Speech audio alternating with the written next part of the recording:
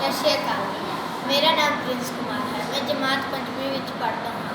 ਮੇਰੇ ਸਕੂਲ ਦਾ ਨਾਮ ਸਰਕਾਰੀ ਪ੍ਰਾਇਮਰੀ ਸਕੂਲ ਮੁੰਡੇ ਮਾਨਸਾ ਹੈ। ਮੈਂ ਤੁਹਾਨੂੰ ਅੱਜ ਇੱਕ ਪਾਠ ਪੜ੍ਹਾਉਂਦਾ ਰਿਹਾ ਹਾਂ। ਪਾਠ ਦਾ ਨਾਮ ਹੈ ਸਾਡਾ ਵਾਰਿਸ ਸਾਡਾ ਪਾਤਸ਼ਾਹ। ਲਾਹੌਰ ਸ਼ਹਿਰ ਦੇ ਵਿੱਚੋਂ ਮਹਾਰਾਜਾ ਰਣਜੀਤ ਸਿੰਘ ਦੀ ਸਵਾਰੀ ਲੰਘ ਰਹੀ ਹੈ।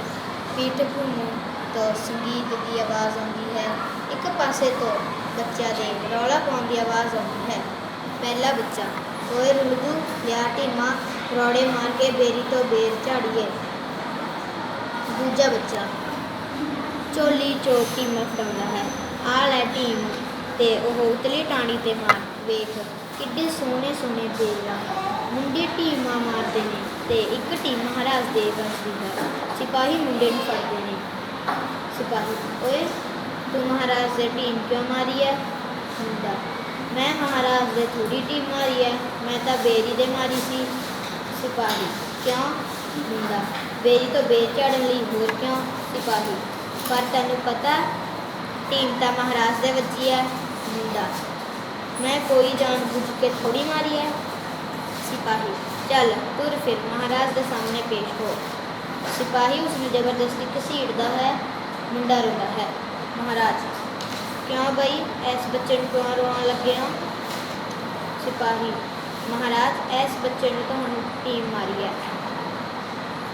बच्चा रोई जा रहा है। महाराज मुंडे नूं, बाई रोना, यह दस तू साडे टीम क्यों मारी? मुंडा, असी तां जी बेरी ते बे मारी सी, बेर झड़न लई। महाराज। सिपाही, इस बच्चे नूं 5 सोने दीआं मोहरां दित्तियां जाण। सिपाही, की मोहरां? महाराज, हाँ भाई, जे इस दी टीम बेरी उत्ते वसदी तां इस दी झोली बेरां नाल भर जानी सी। हुण टीम साडे वजी है, असी इस दी झोली मोहरा पाउंदे हां। सिपाही बच्चे नूं मोहरा दिंदा है। बच्चा खुशी नाल छाला मारदा है। महाराज की सवारी अगे तुर जाती है। एक दिन महाराज की सवारी आ रही होती है। एक बुढ़ी हाथ से काला पतीला फड़ी दौड़ी होती है।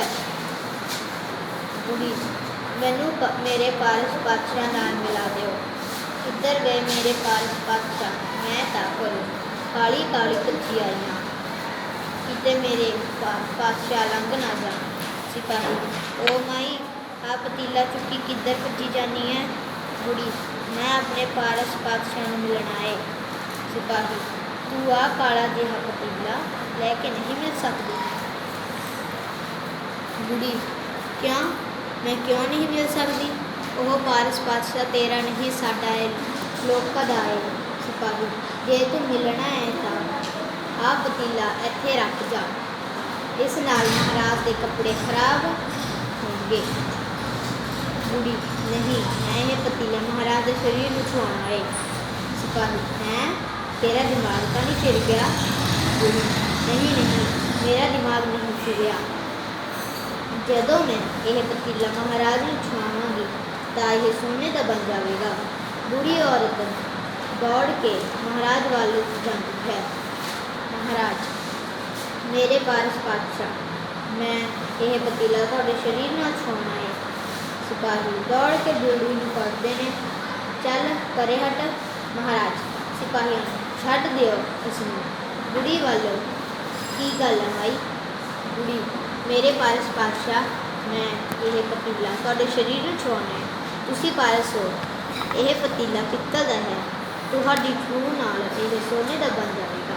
महाराज मुस्कुराते हुए सिपाही नूं, इस माई का पतीला सोने दी मोहरां नाल भर दिओ। सिपाही उसके पतीले च मोहरा पाउंदे ने। बुढ़ी, हैं, मेरा पतीला मोहरा नाल भर गया? मेरा महाराज तो सचमुच का पारस है। धन्नो तुसीं महाराज, धन्नो। महाराज, माई, मैं धन नहीं, धन तो मेरी प्रजा है, जिसने मैनू पारस बनाया है। बुढ़ी खुशी खुशी वापस चली जाती है। महाराजा रणजीत सिंह का दरबार लग्या होया है। महाराज के नाल उन्हां दे दरबारी ते सिपाही हाजिर हैं। महाराज। सिपाही, हुण असीं भेस बदल के लोकां विच जाया करांगे ते उन्हां दे दुखां दी सारिया करांगे। लोकां विच ऐलान कर दिओ कि सब गरीब गुरुबे मोदी खाने तो लोड़ अनुसार कणक लै जान। महाराजा बाहर जाते हैं। सिपाही सुनो सुनो सुनो, सब गरीब गुरुबियां लई मोदी खाने तो कणक वंडी जा रही है। लोड़वंद गरीब अपने अपने लोड़ अनुसार मोदी खाने तो कणक लै लो भाई। सिपाही जाता है। दूजे पासे तो एक बच्चा ते बूढ़ा कणक की बारी भंड सीखी आ रहे हैं।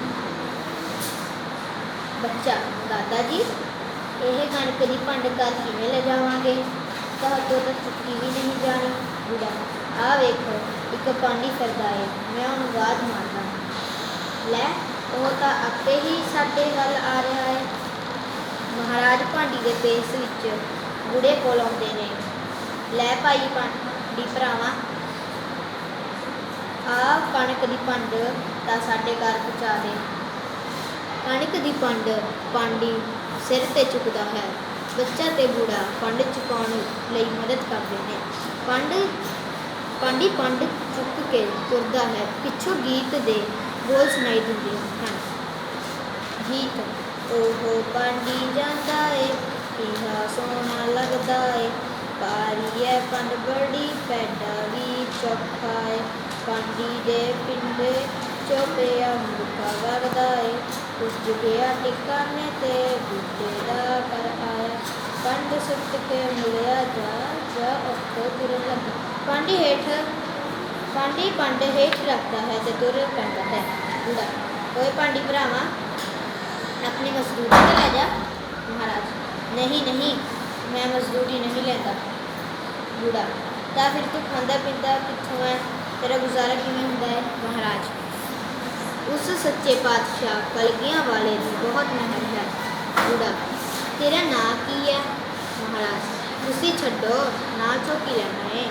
बूढ़ा नहीं नहीं, फिर भी नां तां दस जा, तेरे इस उपकार नूं मैं उम्र भर याद रखूँगा।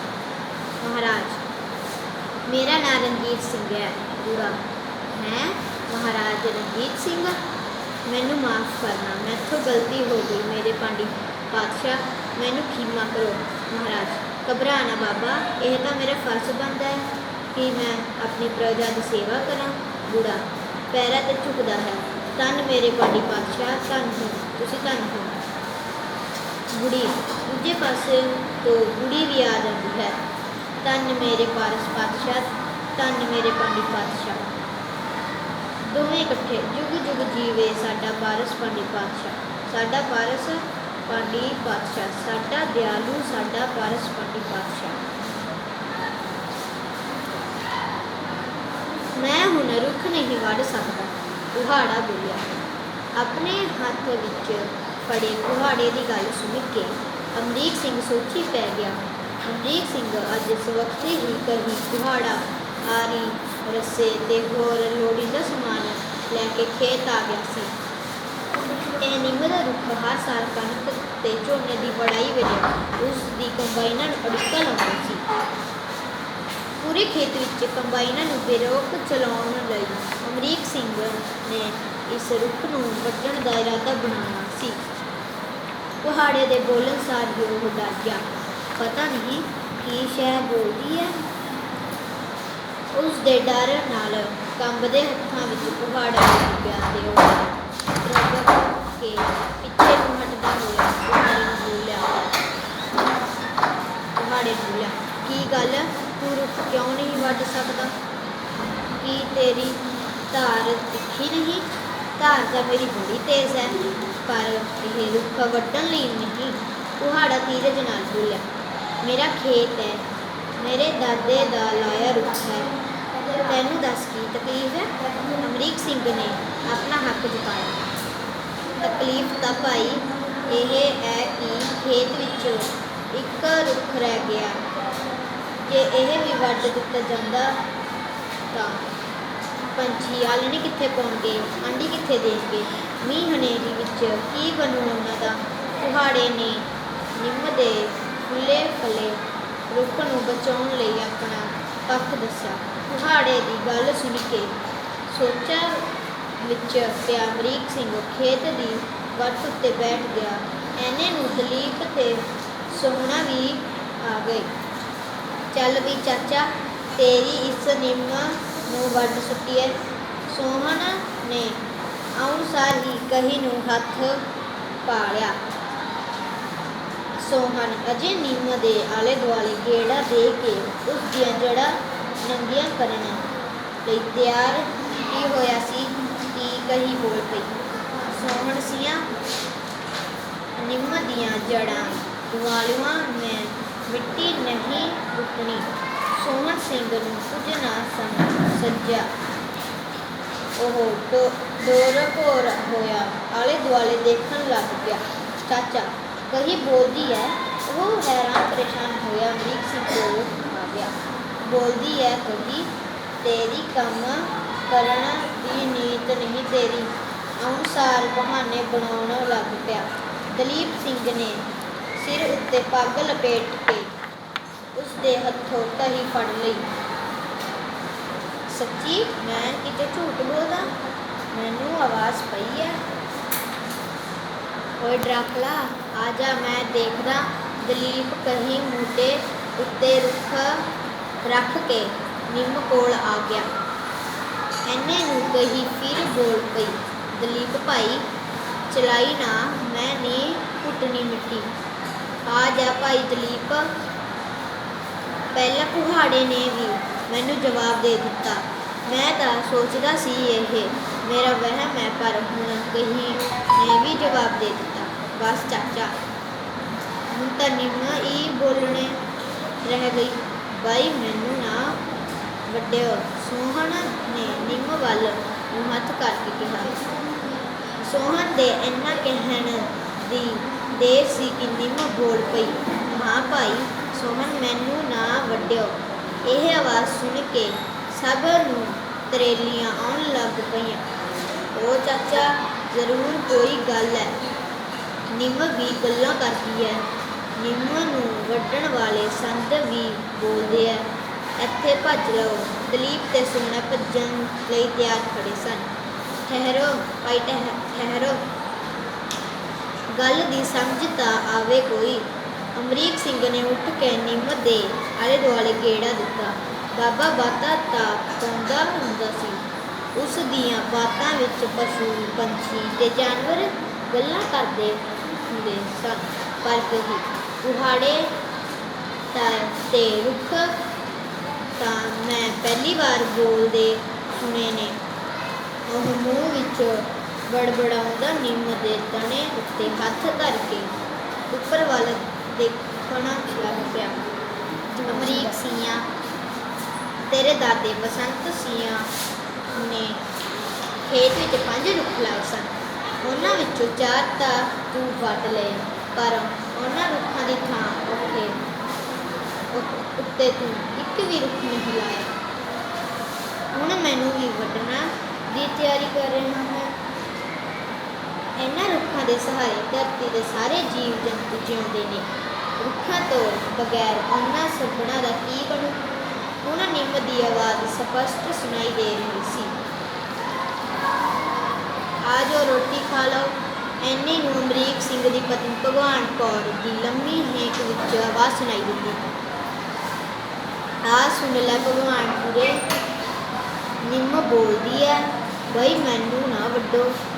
ਅਮਰੀਕ ਸਿੰਘ ਮੱਥੇ ਉੱਤੇ ਹੱਥ ਰੱਖਦਾ ਬੋਲਿਆ, ਲੈ ਤੁਹਾਨੂੰ ਹਰ ਵਕਤ ਮਖੌਲ ਸੁਝਦੇ ਰਹਿੰਦੇ ਨੇ, ਆਓ ਪਹਿਲਾਂ ਰੋਟੀ ਖਾ ਲਓ। ਭਗਵਾਨ ਕੌਰ ਨੇ ਥਾਲ ਦੀ ਵੱਟ ਉੱਤੇ ਰੋਟੀਆਂ ਵਾਲੀ ਟੋਕਰੀ ਤੇ ਲੱਸੀ ਵਾਲਾ ਕੁੱਜਾ ਰੱਖਦਿਆਂ ਕਿਹਾ, ਚਾਚੀ ਸੱਚਮੁੱਚ ਨਿੰਮ ਵੀ ਬੋਲਦੀ ਹੈ ਤੇ ਕਹੀ ਤੇ ਕੁਹਾੜਾ ਵੀ ਸਵਾਲ ਜਵਾਬ ਕਰਦੇ ਅਸੀਂ ਕੰਨੇ ਸੁਣੇ ਨੇ। ਦਲੀਪ ਤੇ ਸੋਹਣ ਇਕੱਠੇ ਹੀ ਬੋਲ ਪਏ। ਅੱਛਾ। ਮੂੰਹ ਉੱਤੇ ਉਂਗਲੀ ਰੱਖਦੀ ਭਗਵਾਨ ਕੌਰ ਨੇ ਨਿੰਮ ਦੇ ਕੋਲ ਖੜੇ ਅਮਰੀਕ ਸਿੰਘ ਦੇ ਕੋਲ ਆ ਗਈ। ਲੈ ਮੈਂ ਵੀ ਸੁਣਾ ਭਲਾ, ਨਿੰਮ ਕਿਵੇਂ ਬੋਲਦੀ ਹੈ? ਬੋਲ ਨਿੰਮੇ ਬੋਲ। ਭਗਵਾਨ ਕੌਰ ਖਿੜ ਹੱਸ ਰਹੀ ਸੀ। ਭਗਵਾਨ ਕੌਰੇ, ਤੇਰੀ ਸੱਸ ਮੇਰੀਆਂ ਨਿਮੋਣੀਆਂ ਦਾ ਸਾਬਣ ਬਣਾਉਂਦੀ ਹੁੰਦੀ ਸੀ। ਜਦੋਂ ਅਮਰੀਕ ਸਿਆਂ ਜੰਮਿਆ ਸੀ ਤਾਂ ਤੇਰੀ ਬੇਬੇ ਜੀ ਨੇ ਮੇਰੀਆਂ ਹਰੀਆਂ ਟਹਿਣੀਆਂ ਲਿਜਾ ਕੇ ਬੂਹੇ ਉੱਤੇ ਬੰਨ੍ਹ ਕੇ ਸ਼ਗਨ ਕੀਤੇ ਸਨ। ਭਾਈ ਸੱਚੀ ਬੋਲਦੀ ਲੱਗਦੀ ਹੈ ਨਿੰਮ ਤਾਂ। ਉਹ ਡਰ ਕੇ ਨਿੰਮ ਦੇ ਤਣੇ ਤੋਂ ਹੱਥ ਚੁੱਕਦੀ ਬੋਲੀ, ਮੈਂ ਤਾਂ ਭਾਈ ਆਪ ਦੋਹਾਂ ਪੋਤਿਆਂ ਵਾਰੀ ਤੇਰੀਆਂ ਟਹਾਣੀਆਂ ਬੂਹੇ ਉੱਤੇ ਬੰਨ੍ਹ ਕੇ ਸ਼ਗਨ ਕੀਤੇ ਸਨ। ਭਗਵਾਨ ਕੌਰ ਨਿੰਮ ਦੇ ਤਣੇ ਨੂੰ ਪਿਆਰ ਨਾਲ ਚੁੰਮਦਿਆਂ ਹੋਇਆ ਬੋਲਦੀ ਰਹੀ, ਨਿੰਮ ਭੈਣੇ, ਸਾਨੂੰ ਤਾਂ ਲੱਕੜੀ ਦੀ ਬੜੀ ਲੋੜ ਸੀ। ਮੈਂ ਆਪਣੀ ਧੀ ਲਈ ਮੰਜੇ ਤੇ ਪੀੜਾ ਬਣਵਾਉਣਾ ਏ ਤੇ ਬੈਠਕ ਦੇ ਬੂਹੇ ਬਾਰੀਆਂ ਵੀ ਬਣਾਉਣੇ ਨੇ। ਭਗਵਾਨ ਕੌਰ ਨਿੰਮ ਦੇ ਤਣੇ ਕੋਲ ਹੱਥ ਬੰਨ੍ਹ ਕੇ ਖੜੀ ਹੋ ਗਈ। ਰੁੱਖਾਂ ਤੋਂ ਲੱਕੜੀ ਤਾਂ ਹੀ ਮਿਲਦੀ ਰਹੂ ਜੇ ਵੱਢਣ ਦੇ ਨਾਲ ਨਾਲ ਰੁੱਖ ਲਾਏ ਵੀ ਜਾਂਦੇ ਰਹਿਣਗੇ। ਉਸ ਨੂੰ ਕਹੀ ਅਤੇ ਕੁਹਾੜੇ ਦੋਹਾਂ ਦੀ ਇਕੱਠੀ ਆਵਾਜ਼ ਸੁਣਾਈ ਦਿੱਤੀ, ਹਾਂ ਇਹ ਗੱਲ ਤਾਂ ਠੀਕ ਹੈ ਭਾਈ। ਜਦ ਮੈਂ ਵਿਆਹੀ ਆਈ ਸੀ ਤਾਂ ਆਹ ਰਾਹ ਦੇ ਦੋਹੀਂ ਪਾਸੇ ਬੇਰੀਆਂ ਦੀ ਪਾਲ ਹੁੰਦੀ ਸੀ। ਪਰ ਰੋਟੀ ਲੈ ਕੇ ਤੁਰਦੇ ਤਾਂ ਬੇਰਾਂ ਦੇ ਪੱਲੇ ਭਰ ਲੈਂਦੇ ਤੇ ਖਾਂਦੇ ਖਾਂਦੇ ਖੇਤ ਪਹੁੰਚ ਜਾਂਦੇ। ਘਰ ਮੁੜਦੇ ਹੋਏ ਫੇਰ ਬੇਰਾਂ ਦੇ ਪੱਲੇ ਭਰ ਕੇ ਬੱਚਿਆਂ ਲਈ ਲੈ ਆਉਂਦੇ। ਹੁਣ ਤੇ ਖੇਤਾਂ ਤੋਂ ਪਿੰਡ ਤੱਕ ਰੜਾ ਮੈਦਾਨ ਪਿਆ ਏ। ਸੱਚਮੁੱਚ ਰੁੱਖਾਂ ਤੋਂ ਬਿਨਾਂ ਮੈਨੂੰ ਤਾਂ ਆਪ ਖੇਤ ਸੁੰਨੇ ਸੁੰਨੇ ਲੱਗਦੇ ਹੈ। ਭਾਈ ਗੱਲਾਂ ਕਰਦੀ ਕਰਦੀ ਭਗਵਾਨ ਕੌਰ ਆਪ ਉਦਾਸ ਹੋ ਗਈ ਸੀ। ਭਗਵਾਨਪੁਰੇ ਜਦੋਂ ਦਾ ਪਿੰਡ ਵਿੱਚ ਆਰਾ ਲੱਗਿਆ ਏ, ਆਪਣੀਆਂ ਲੋੜਾਂ ਪੂਰੀਆਂ ਕਰਨ ਲਈ ਸਾਨੂੰ ਸਭ ਨੇ ਰੁੱਖ ਵੱਢ ਕੇ ਆਰੇ ਵਾਲੀਆਂ ਨੂੰ ਵੇਚ ਦਿੱਤੇ ਨੇ। ਸਾਡੇ ਵਾਂਗੂ ਸਾਰੇ ਲੋਕੀ ਸੁਆਰਥੀ ਹੋ ਗਏ ਨੇ। ਅਮਰੀਕ ਸਿੰਘ ਨੇ ਦੇ ਬੋਲਾਂ ਵਿੱਚ ਵੀ ਉਦਾਸੀ ਭਰੀ ਹੋਈ ਸੀ। ਚਾਚਾ, ਮੈਨੂੰ ਨਿੰਮ ਦੀਆਂ ਗੱਲਾਂ ਸੁਣ ਕੇ ਸਾਡੇ ਮਾਸਟਰ ਜੀ ਦੀ ਗੱਲਾਂ ਯਾਦ ਆਉਣ ਲੱਗ ਪਈਆਂ ਨੇ। ਮਾਸਟਰ ਜੀ ਕਹਿੰਦੇ ਹੁੰਦੇ ਸਨ ਕਿ ਜੇ ਧਰਤੀ ਉੱਤੇ ਰੁੱਖ ਨਾ ਰਹੇ ਤਾਂ ਧਰਤੀ 'ਤੇ ਕੋਈ ਵੀ ਜੀਵ ਜੰਤੂ ਜਿਉਂਦਾ ਨਹੀਂ ਰਹਿ ਸਕਦਾ। ਸੋਹਣਾ ਇੰਨੀ ਗੱਲ ਕਹਿ ਕੇ ਮੱਥੇ ਉੱਤੇ ਹੱਥ ਰੱਖਦਾ ਹੋਇਆ ਖਾਲ ਵੀ ਵੱਟ ਕੇ ਬਹਿ ਗਿਆ। ਹੋਇਆ ਉਹ ਆਕਸੀਜਨ ਦਿੰਦੇ ਐ ਰੁੱਖ, ਆਕਸੀਜਨ ਨਾਲ ਬੰਦਾ ਜਿਉਂਦੇ। ਨਿੰਮ ਦੇ ਆਲੇ ਦੁਆਲੇ ਗੇੜਾ ਦੇ ਕੇ ਦਲੀਪ ਵੀ ਸੋਹਣ ਦੇ ਕੋਲ ਆ ਕੇ ਬੈਠ ਗਿਆ। ਭਗਵਾਨਪੁਰੇ, ਮੈਂ ਤਾਂ ਕਹਿੰਦਾ ਬਈ ਸਾਡੇ ਨਾਲੋਂ ਫਰਜੀ ਤੇ ਕੁਹਾੜਾ ਹੀ ਚੰਗੇ ਨੇ, ਜਾਂ ਫਿਰ ਮੇਰਾ ਪੁੱਤਰ ਗੁਰਦੀਪ ਜਿਸ ਨੇ ਨਿੰਮ ਵੱਢਣ ਤੋਂ ਬਿਨਾਂ ਬੜਾ ਰੋਕਿਆ। ਪਰ ਮੈਂ ਹੀ ਲਾਲਚੀ ਹੋ ਗਿਆ ਸੀ। ਚਾਚਾ ਜਾਪਦੇ ਗੁਰਦੀਪ ਖੇਤ ਵਿੱਚ ਲਾਉਣ ਲਈ ਬੂਟੇ ਲੈ ਕੇ ਆ ਗਏ। ਦਲੀਪ ਉੱਠ ਕੇ ਪਿੰਡ ਵੱਲ ਦੇਖਦਾ ਬੋਲਿਆ, ਓਏ ਆਹੋ ਸਵੇਰੇ ਸ਼ਹਿਰ ਨੂੰ ਜਾਂਦਾ ਹੋਇਆ ਮੈਨੂੰ ਕਹਿ ਕੇ ਗਿਆ ਸੀ ਗੁਰਦੀਪ, ਬਈ ਬੂਟੇ ਲਾਉਣ ਲਈ ਟੋਏ ਪੁੱਟ ਕੇ ਰੱਖਿਓ। ਉਹ ਕਹਿੰਦਾ ਸੀ ਕਿ ਮੈਂ ਆਪਣਾ ਜਨਮ ਦਿਨ ਰੁੱਖ ਲਾ ਕੇ ਮਨਾਉਣਾ ਹੈ। ਜਿੰਨੇ ਸਾਲ ਉਮਰ ਦੇ ਉਨੇ ਰੁੱਖਾਂ ਦੇ ਬੂਟੇ। ਨਿੰਮ ਭੈਣ, ਦੇਖ ਲੈ, ਮੇਰੇ ਪੁੱਤ ਗੁਰਦੀਪ ਨੇ ਤੇਰੇ ਹੱਕ ਦੀ ਗੱਲ ਕੀਤੀ ਹੈ। ਨਿੰਮ ਵੱਲ ਮੂੰਹ ਕਰਕੇ ਭਗਵਾਨ ਕੌਰ ਨੇ ਦੋਵੇਂ ਹੱਥ ਜੋੜੇ। ਚੱਲ ਬਾਈ ਦਲੀਪ, ਬੂਟੇ ਲਾਉਣ ਲਈ ਟੋਏ ਪੁੱਟਣੇ ਸ਼ੁਰੂ ਕਰੀਏ। ਅਮਰੀਕ ਸਿੰਘ ਨੇ ਗੁਰਦੀਪ ਨੂੰ ਬੂਟੇ ਚੁੱਕੀ ਆਉਂਦਿਆਂ ਦੇਖ ਕੇ ਕਿਹਾ। ਅਮਰੀਕ ਸਿੰਘ ਦੇ ਮੂੰਹੋਂ ਰੁੱਖ ਲਾਉਣ ਦੀ ਗੱਲ ਸੁਣ ਕੇ ਕਹੀ ਖਿੜਖਿੜ ਹੱਸਣ ਲੱਗ ਪਈ। ਆਓ ਅੱਜ ਅੰਬਰਾਂ ਵਿੱਚ ਉਡਾਰੀਆਂ ਲਾਉਣ ਵਾਲੀ ਕਲਪਨਾ ਚਾਵਲਾ ਬਾਰੇ ਗੱਲ ਕਰੀਏ। ਉਹ ਛੋਟੀ ਉਮਰ ਵਿੱਚ ਪੁਲਾੜ ਯਾਤਰੀ ਦੇ ਰੂਪ ਵਿੱਚ ਪ੍ਰਸਿੱਧ ਹੋ ਗਈ ਸੀ। ਕਲਪਨਾ ਚਾਵਲਾ ਦਾ ਜਨਮ 1 ਜੁਲਾਈ 1961 ਈਸਵੀ ਨੂੰ ਪਿਤਾ ਬਨਾਰਸੀ ਦਾਸ ਚਾਵਲਾ ਅਤੇ ਮਾਤਾ ਸੰਜੋਗਤਾ ਦੇ ਘਰ ਹੋਇਆ। ਕਲਪਨਾ ਚਾਵਲਾ ਆਪਣੀਆਂ 2 ਭੈਣਾਂ ਅਤੇ ਇੱਕ ਭਰਾ ਦੀ ਨਿੱਕੀ ਵੀ ਸੀ ਅਤੇ ਵੱਖਰੀ ਵੀ। ਉਸ ਦੀਆਂ ਖੇਡਾਂ ਦੂਜੇ ਬੱਚਿਆਂ ਨਾਲੋਂ ਭਿੰਨ ਸਨ। ਜਦੋਂ ਕਲਪਨਾ 5 ਸਾਲਾਂ ਦੀ ਹੋਈ ਤਾਂ ਉਹ ਕਰਨਾਲ ਦੇ ਧੰਨਵਾਦ।